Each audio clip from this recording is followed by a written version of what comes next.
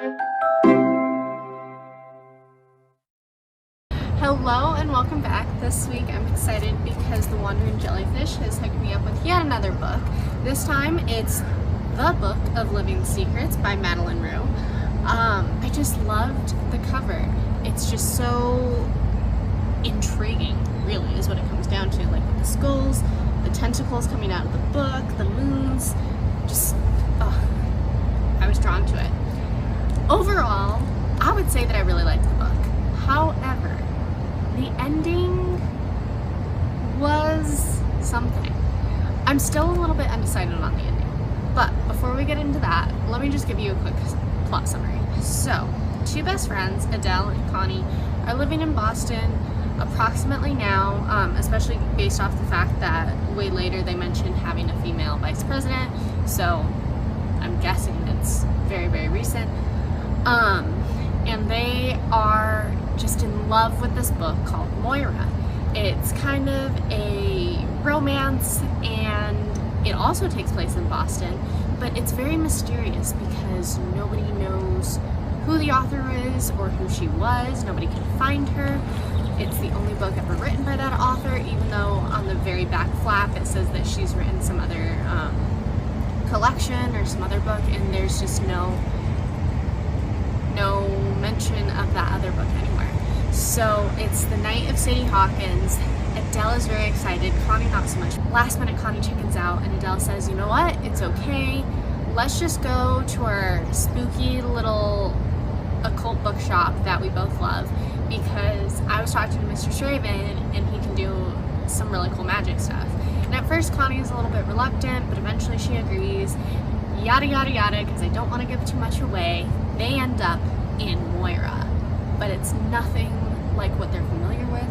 It's all interesting, but a miss, and it's scary, and the people that they thought that they loved turned out to be different from what they were expecting, and the people that they weren't sure about or kind of didn't like / have patience for, they kind of liked a little bit more. And so it's just all very much playing on expectations versus reality. But the other kind of interesting thing is that their presence in the book has furthered everything else that was already amiss. And it's up to them, A, to get home, and B, to set things right. But can they? And I think that's where I have a little bit of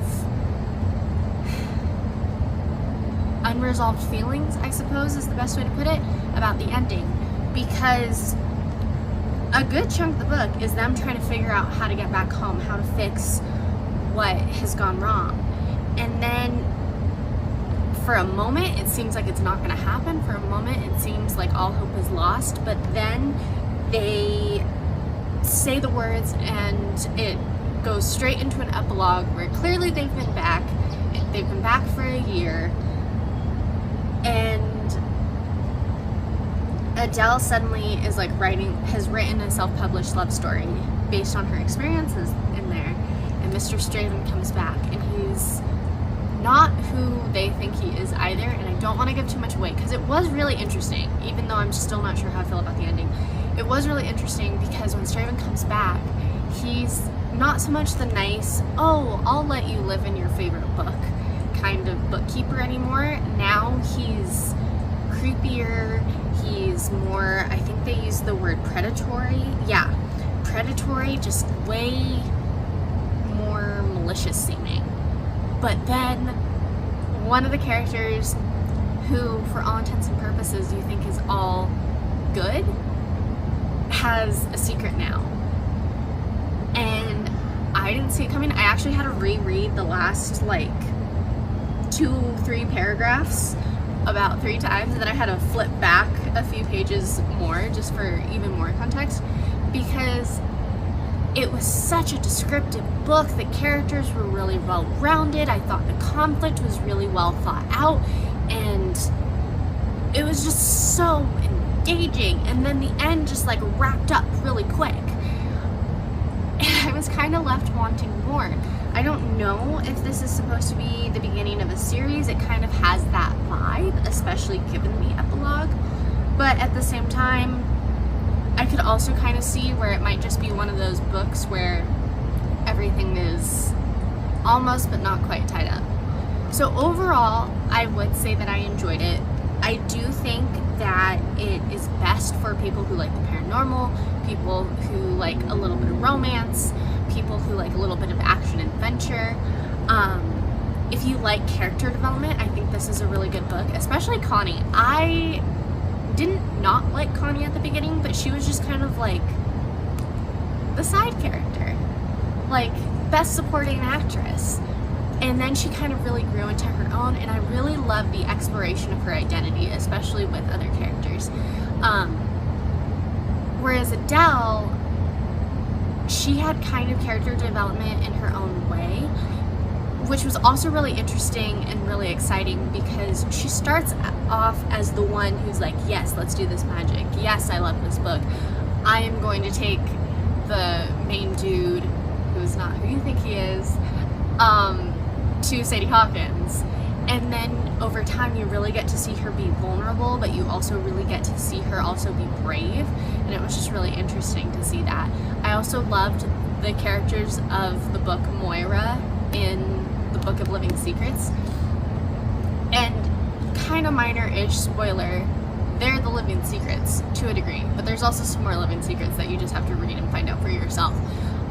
Just because they were also engaging, because like, and I think it's Adele actually even makes a comment of don't meet your heroes, because I know I've certainly read books and I've been like, oh my gosh, I love this character, blah blah blah blah blah. She also makes the comment of like, being in Moira would be like being in Pride and Prejudice, but then you find out that Elizabeth Bennet is kind of a dummy who doesn't like books. Like, being in her favorite book was nothing like she expected.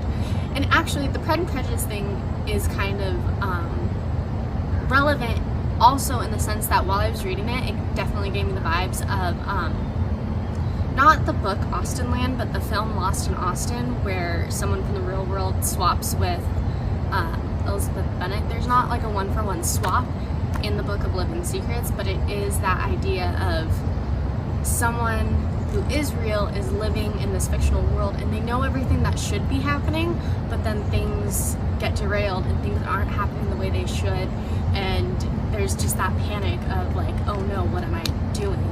Is this right? Is everything going to be okay? But this is way more spooky and action-packed than Lost in Austen, if y'all have seen that. But yeah, so overall, I'd say it was definitely very engaging. I loved the character development. I thought the plot of being sucked into your favorite book, but things going amiss was a really, in like the degree to which that they go amiss, was a really interesting and unique idea. I just kind of wish that the end wasn't so quick, just because it was it's only probably like 5-ish pages, the epilogue, and that is really what wraps up the book, and I just wanted a little bit more. So did enjoy the Book of Living Secrets. Thank you again to Wandering Jellyfish Bookshop, and next week I will be reviewing another of J. Rafferty's works, this time Strange Magic. In the meantime, happy reading and thanks.